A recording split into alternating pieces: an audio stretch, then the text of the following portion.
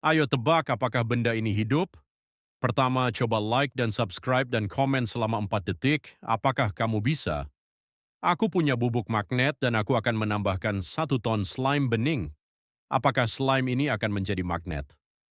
Mari kita campur dan lihat teksturnya benar-benar bubuk pada awalnya, tetapi tercampur ke dalam slime dengan cantik. Baiklah, mari kita lihat apakah ini bisa bekerja dengan magnet raksasa kita. Wow, itu sangat keren, hampir seperti slime sedang menari sih. Beberapa musik dan teman-teman lihat slime magnetis ini juga dapat menyerap magnet ini sangat keren. Apa yang harus kita tambahkan ke slime selanjutnya? Beritahu saya di komentar.